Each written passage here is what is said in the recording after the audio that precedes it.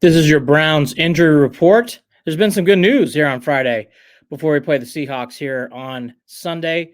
The Browns got some good news from Jerome Ford, who was not expected to be available, but he practiced on Friday. It was limited, but just for him to be back on the field says a lot about how quickly he's maybe getting back.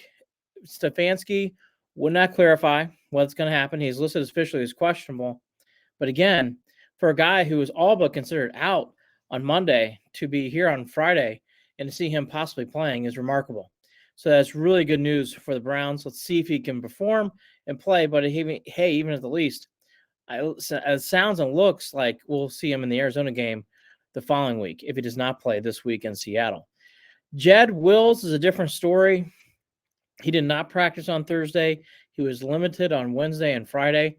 Very murky about how that's going. Stefanski kind of hinted that James Hudson is ready to go in case Jed will not be.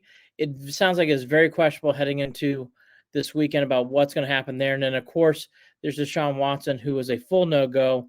No-go. It sounds like it's questionable, too, for Sione Takitaki. But going back to Deshaun Watson, that is the right move.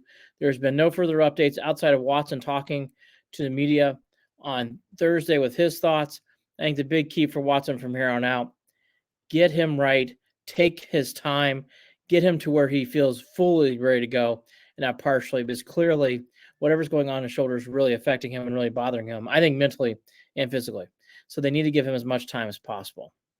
That's where we're at with the Browns. Check in for all of your Browns content on BelieveInTheLand.com. Check me after the game, before the game, and at halftime on Instagram @officialClevelandSports.